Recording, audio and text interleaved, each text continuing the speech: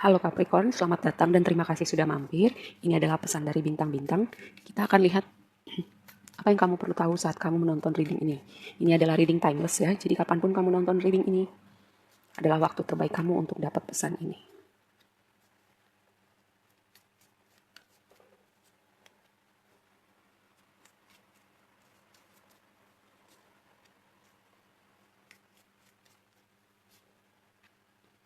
Oke, mari kita mulai.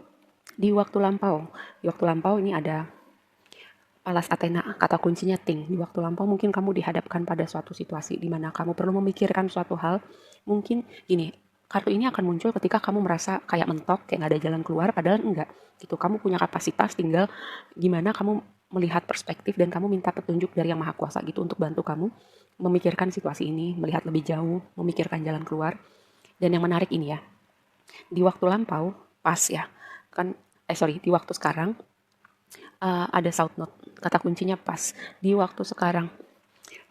Kayak ada sesuatu dari masa lalu nih, temanya dari masa lalu muncul kembali ke permukaan. Bisa jadi ada orang-orang tertentu dari masa lalu yang muncul kembali sekarang, atau ada suatu situasi yang men-trigger kayak memori atau sesuatu yang belum selesai atau belum kamu bereskan untuk muncul kembali ke permukaan supaya kamu bereskan. Karena apa? South note ini kan berbicara uh, waktu lampau ya, past life kita juga bisa, atau sesuatu yang kayak pattern kita dari waktu lampau, apakah kita udah berubah atau belum sebagai individu, atau pattern-pattern kita yang sebenarnya kita perlu ubah masih ada.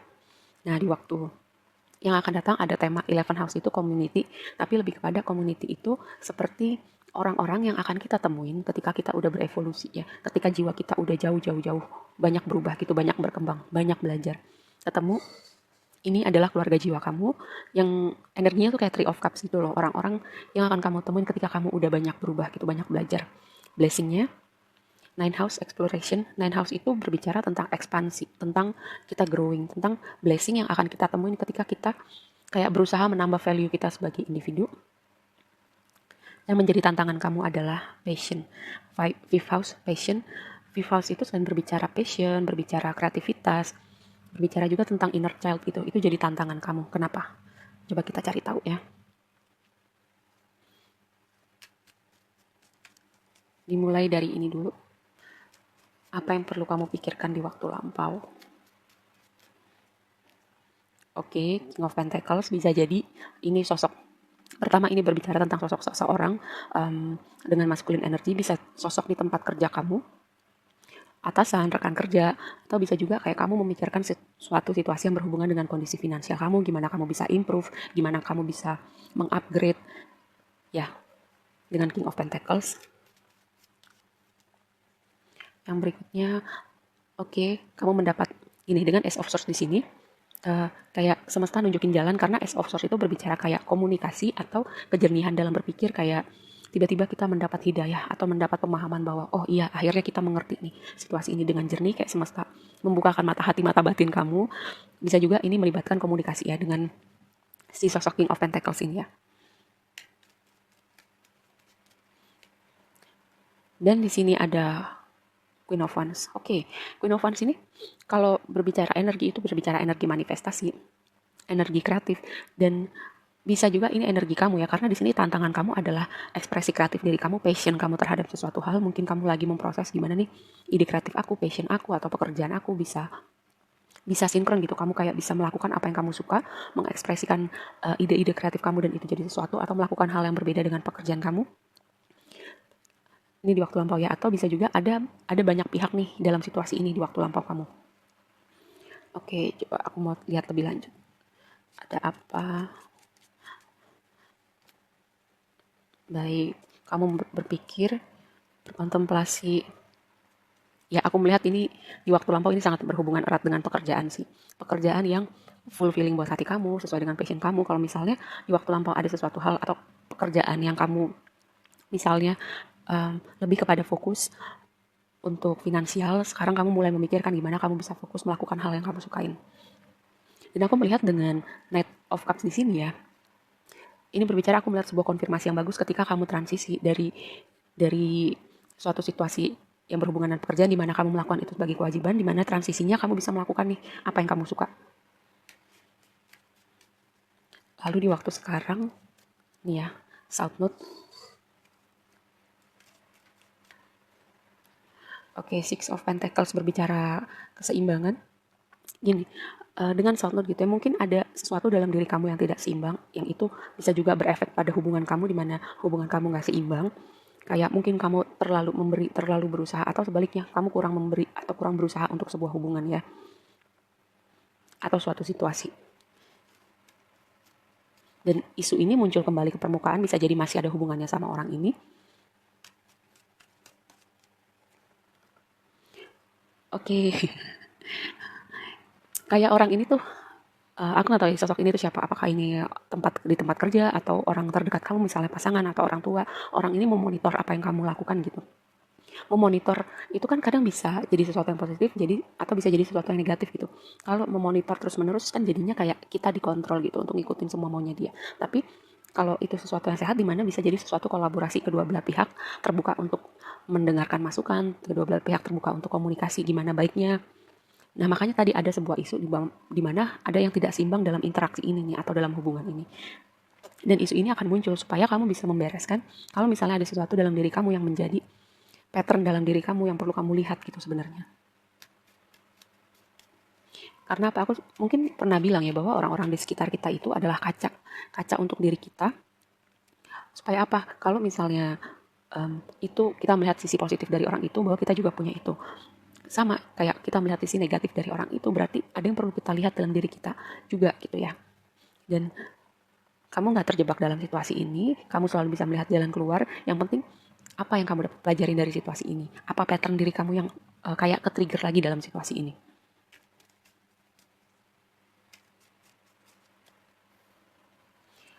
11 house di waktu yang akan datang.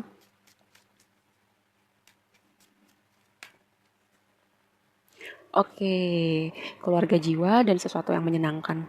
Jadi gini, aku melihat gini ya, di waktu lampau kamu melakukan suatu pekerjaan karena kewajiban, lalu kamu mulai memilih nih, mulai berprogres untuk melakukan sesuatu yang kamu sukai, dan aku melihat suatu konfirmasi yang bagus.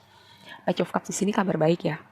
Lalu bisa juga ini suatu indikasi untuk hubungan romantis, atau kamu akan bertemu dengan orang-orang atau keluarga jiwa kamu, orang-orang yang sefrekuensi sama kamu, yang akan apa ya, akan support kamu dalam perjalanan evolusi jiwa kamu.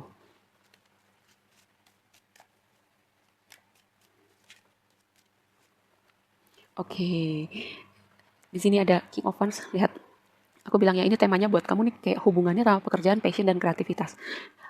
Tinggal gimana kamu kayak sebenarnya kamu udah tahu ini memanggil-manggil di hati kamu gitu. Aku nggak bilang kamu harus tiba-tiba resign keluar dari pekerjaan kamu, enggak. Tapi gimana kamu memberi ruang gitu untuk mengekspresikan passion, kreativitas kamu, ide-ide kamu. Kalau misalnya belum bisa di tempat kerja kamu, gimana kamu channeling energi itu? Karena apa? Ketika kamu di sini ya, aku melihatnya gini. Ketika kamu berusaha mengekspresikan energi kreatif kamu, passion kamu, lihat ini sebuah konfirmasi yang bagus ya dengan Page of Cups di sini. Page of Wands, lihat ya. Lihat energi eksplorasi, energi petualangan, excitement. Sesuatu angin segar, keceriaan, semangat. Ini dua ini dua kabar baik yang sangat menyenangkan sih ketika kamu memilih berprogres dengan hati kamu ya. Ketika kamu memilih untuk melakukan sesuatu hal yang kamu sukain. Dan blessingnya adalah ekspansi.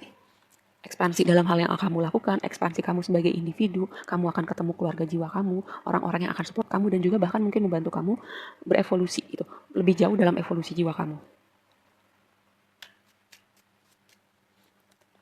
Lihat, kuncinya sabar ya, Seven of Pentacles. Yang tadi aku bilang, aku nggak akan bilang kamu untuk langsung resign gitu, keluar dari tempat kerja kamu, enggak. Semua butuh proses ya. Dan ketika kamu udah menjalani proses ini pun, kamu nggak melihat hasilnya dalam satu malam, butuh waktu beberapa minggu, atau beberapa bulan, atau mungkin butuh setahun, 2 tahun. Tapi ini blessing kamu, ekspansi.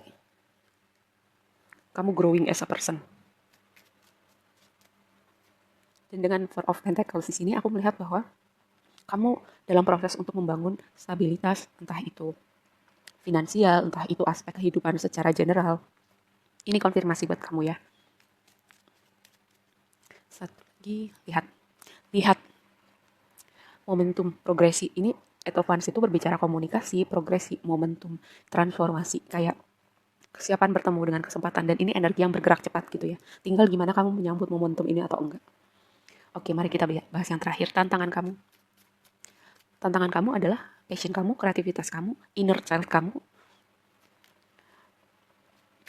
Oke, bisa dimengerti. Sebagian dari kamu faktornya adalah gini, faktor keluarga ya. Mungkin nih, sosok King of Pentacles ini adalah ayah kamu, ibu kamu, faktor keluarga signifikan. Mungkin kamu dibesarkan dalam keluarga yang kayak ngapain sih ngejar passion, ngapain sih melakukan sesuatu yang kamu sukain, kayak misalnya musik, melukis, hal-hal kreatif seperti itu ya. Udahlah yang pasti-pasti aja.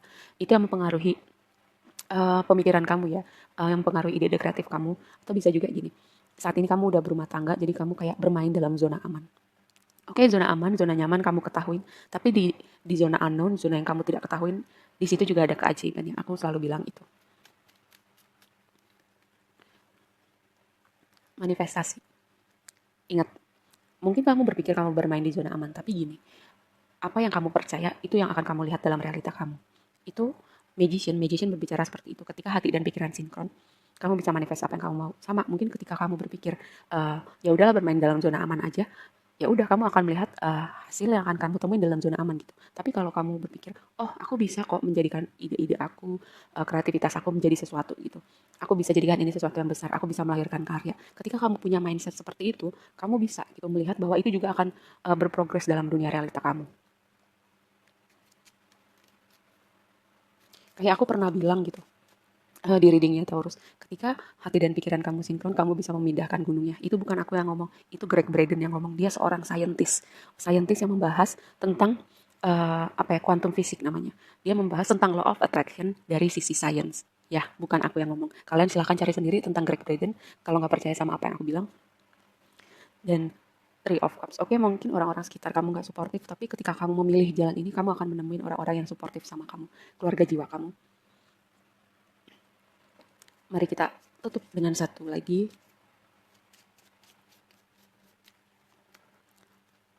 Dia mau keluar dua. Take time to breathe out, tarik nafas, berpikir, merenung. Merenung gini.